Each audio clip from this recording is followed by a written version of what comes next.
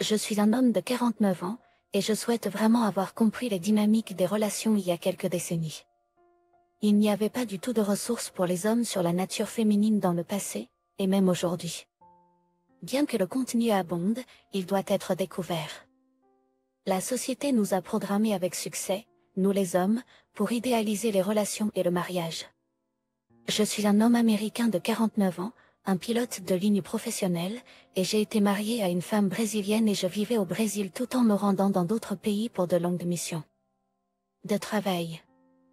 J'ai obtenu un emploi au Moyen-Orient, et elle et les deux jeunes enfants sont venus vivre là-bas, comme beaucoup de gens le font, et ont mené un style de vie agréable.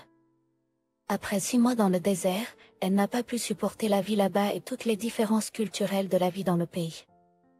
Nous avons conclu un accord selon lequel elle retournerait au Brésil avec les enfants et irait à l'école et obtiendrait une éducation, et je ferai l'aller-retour pendant quelques années. Ce plan nous placerait dans une bonne position pour l'avenir et nous permettrait d'être tous réunis au même endroit avec de grandes positions de carrière. J'ai travaillé comme commandant de bord et j'ai envoyé mon argent à la maison pour que ma femme devienne psychologue. Il vivait dans une communauté clôturée, avec une piscine et des leçons de tennis, de piano, d'école privée, et nous avions une femme de ménage et un jardinier. La vie était bonne pour eux, sauf que je n'avais pas beaucoup de jours chaque mois pour être avec eux, mais je le faisais pour l'avenir. Elle a fréquenté l'université et travaillé sur son diplôme, et j'ai travaillé à l'étranger et suis rentrée à la maison sur un vol de 14 heures une fois par mois, ce qui n'était évidemment pas suffisant. Beaucoup de fois, seule au Moyen-Orient, je me suis énervée contre le manque de temps pour voir tout le monde et j'ai eu le désir de tout abandonner et de partir.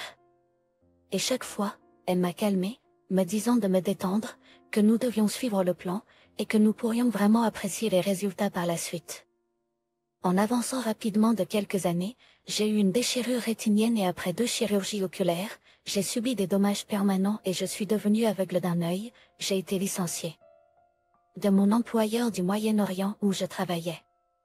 Ma femme a obtenu sa licence d'agent immobilier et a commencé à travailler en vendant des biens immobiliers au Brésil alors que je me trouvais encore au Moyen-Orient pour terminer les chirurgies oculaires afin d'avoir un revenu. Pour compliquer les choses, c'était au début de 2020 et les confinements de pandémie et le chaos associé étaient juste au coin de la rue. Les choses ne s'annonçaient pas bien pour moi et les factures médicales s'accumulaient, et je ne gagnais plus d'argent. J'ai entamé une procédure pour obtenir un emploi de pilote aux États-Unis, ce qui permet à un pilote de voler avec un seul œil opérationnel s'il peut réussir le test de vol, démontrant ainsi ses capacités malgré l'handicap. La plupart des emplois étrangers n'ont pas de disposition dans leur règlement pour cela.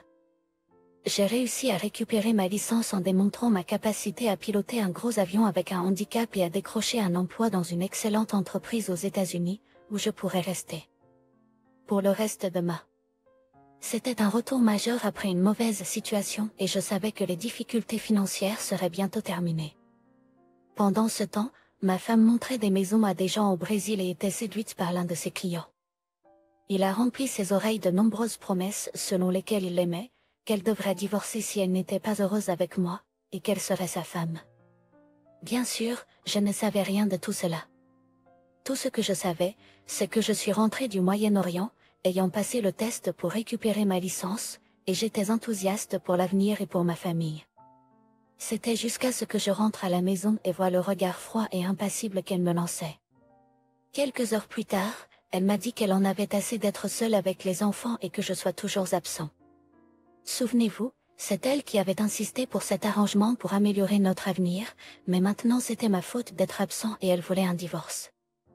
Je ne savais rien de l'homme qu'elle avait rencontré et avec qui elle avait prévu de me remplacer. Ne sachant rien de l'autre homme, j'ai supplié de considérer que j'avais fait un sacrifice pour notre famille, et que nous étions d'accord avec cela, et maintenant je suis pénalisée pour avoir suivi le plan. J'ai réussi à la convaincre d'accepter une période d'1 mois de réflexion pour réfléchir à ce que cela ferait à la famille et à comprendre que les choses allaient bientôt changer pour le mieux. 1 mois s'est écoulé et sa réponse était « Je ne sais pas », alors je n'ai pas eu d'autre choix que de demander le divorce. J'étais anéantie, pourtant je ne sais toujours rien de son affaire et de son arrangement secret pour me remplacer. Avec un cœur lourd et dans un état de dépression absolue, je suis allée aux États-Unis et j'ai commencé à me former pour une nouvelle carrière. Bien que j'ai travaillé à l'étranger pendant de nombreuses années dans ma profession, ce travail était en fait le travail que je recherchais depuis des années. Il m'a fallu presque un an pour réussir la période d'essai et commencer à gagner de l'argent décent, mais ma carrière était sauvée. Et ce n'est pas seulement que cela a été sauvé, cela a également été considérablement amélioré. Je venais de subir un important revers et je suis passé d'une situation difficile à une situation nettement meilleure par rapport à la situation précédente. J'étais sûre qu'elle finirait par être convaincue de voir à quel point les choses seraient bonnes et qu'elle abandonnerait tout cela. Mais j'ai quand même demandé le divorce. Le divorce a été finalisé et je travaillais aux États-Unis, mais je venais voir les enfants tous les mois. Cela n'a pas été facile pour moi. Petit à petit, j'ai commencé à entendre des détails qui m'avaient été cachés auparavant. L'homme avec qui elle est tombée amoureuse, juste après son divorce et qui lui avait promis son engagement total et à long terme, s'est avéré être un séducteur et l'a laissé tomber complètement. Il l'a complètement abandonnée, ayant détruit sa famille et perdu son mariage avec un père et un mari dévoués. J'avais vraiment de l'affection pour elle et j'avais fait l'erreur simple de la placer sur un piédestal pendant les 12 années où nous étions ensemble. Heureusement, toutes ces informations m'ont été communiquées. J'étais conscient qu'elle croyait que ma carrière et donc mon potentiel de gain étaient définitivement anéantis, plutôt que simplement déviés à moyen terme. Elle m'avait largué comme une patate chaude pour le premier homme qui lui avait promis le monde, et elle y a cru complètement, détruisant tout. Au moment où elle a commencé à revenir, j'étais au courant de tout et j'avais été récemment éduquée avec beaucoup de contenu de pilules rouges sur YouTube et Reddit. Si je ne m'étais pas éduquée grâce à la sagesse collective de nombreuses histoires similaires, je lui aurais pardonné et j'aurais fait un compromis, comme une thérapie, un conseil, une réconciliation. Voire. Même si cela avait été dû à une liaison. Mais j'ai appris qu'il n'y a pas de retour en arrière possible après ce type de comportement féminin. L'infidélité, la demande d'une relation ouverte et tous ces actes sont des offenses qui rendent une relation définitivement invalide, et il n'est pas possible de réparer ce qu'elle a brisé au-delà d'eux. Toute réparation. J'ai appris que je devais cesser de la placer sur un piédestal et apprendre à valoriser moi-même. J'avais précédemment seulement valorisé en tant que fournisseur fort et mari et père aimant, mais je ne m'étais pas assez aimé pour ne pas être bien avec tout. Heureusement, je suis devenu conscient juste à temps de la pilule rouge pour ne pas vouloir y retourner.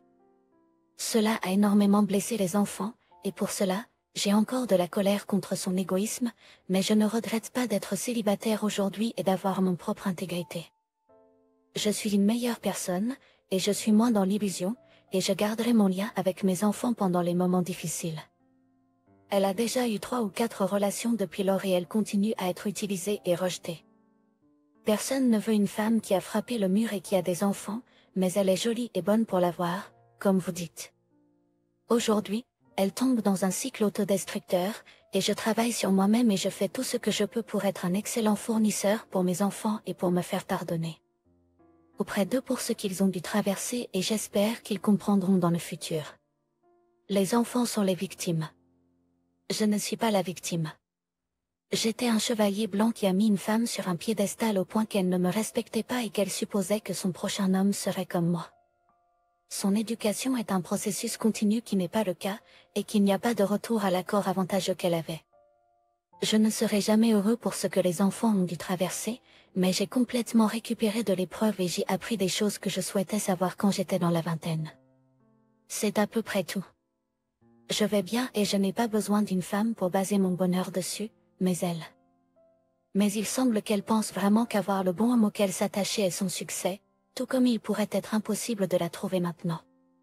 Elle a également une très belle silhouette, qui commence à s'empâter, et j'ai remarqué que ses photos de profil commencent à utiliser l'angle de la caméra en plongée pour cacher sa prise de poids. Elle sera utilisée autant qu'elle le voudra, mais elle ne retrouvera jamais ce qu'elle avait avec moi. D'un autre côté, je pourrais facilement sortir avec des filles dans la vingtaine lorsque je descends au Brésil pour rendre visite à mes enfants, mais je choisis de ne pas le faire. Je n'ai pas besoin de mots de tête. Je ne sais pas si je suis en pause permanente dans les relations. Je ne pense pas que la location soit une stratégie viable non plus. Cela me laisse juste avec l'idée d'être un bon père, d'essayer d'être une meilleure personne et de vivre ma vie du mieux que je peux. Même le fait de résumer l'histoire de base m'a vraiment aidé à avoir encore plus de perspective. Bien que sa demande de divorce m'ait semblé être la fin du monde pour moi à l'époque, aujourd'hui, cela ressemble à un cadeau. Merci de m'avoir regardé. Aimez, commentez et abonnez-vous si vous avez aimé la vidéo. À bientôt, à la prochaine fois, je vous retrouverai. Prenez soin de vous.